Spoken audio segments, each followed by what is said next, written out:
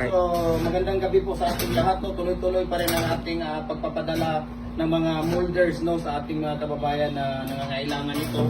Papadala po natin ito sa kay Esteban Hardinico, HR Division, Hawaiian Philippines Company, Silay City, Negros Occidental. Ito po yung order niya, yung ASY at saka Hexagon, no?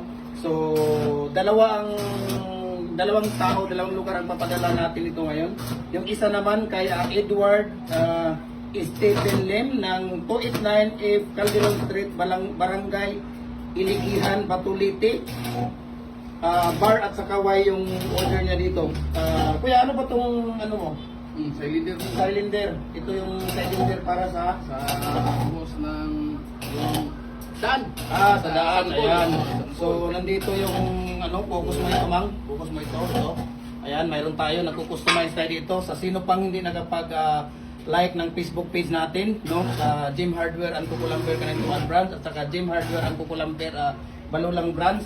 Follow na po kayo sa Facebook page account natin, no, sa Felix Tan Pagikan Jr. at saka sa YouTube channel natin Felix Tan Pagikan Jr. Ayan. Para updated kayo, no, makakatanggap kayo ng notification pag nag-upload kami, no. Si Kuya Mimer nandito, si Kuya sa mga kasama natin dito, no. Nag-overtime sila ngayon. Tingnan niyo, alas 7 na po, nag-overtime sila dito para lang maipahatid natin yung Blooded po sila talaga ngayon sa order. So, maraming salamat, no, sa mga followers natin, sa patuloy na nagsusuporta sa atin, sa mga nangangailangan, no? Sa mga nag-PM pa, dami ko pang hindi na-replyan. Magre-reply ako ngayong gabi pag uwi namin.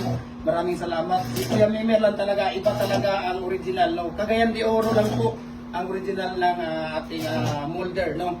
Ang ating lahat tayo, culvert molds pipe, nagko-customize tayo doon, any sizes, lahat ng garden bricks, lahat po ng lahat po ng mga frame natin, no, nagko-customize tayo dito.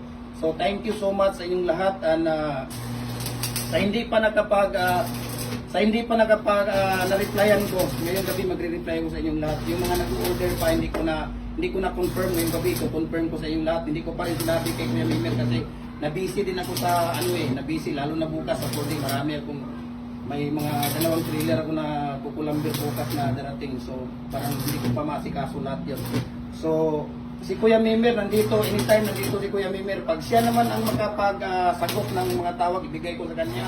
Kung hindi naman niya maisagot, please, wag naman kayong magalit kaagad kasi busy. Tingnan mo, hanggang ngayon, nagtatrabaho pa siya hanggang ngayon. Tingnan mo sila nagtatrabaho ngayon. So, re-replyan, sasagutin lahat namin yung ninyo. Kung interesado talaga kayo, PM kayo sa akin. Walang problema, handa kami tumulong sa inyong lahat. Maraming salamat sa iyong suporta, and God bless us all sa ating lahat. Ayan, thank you po.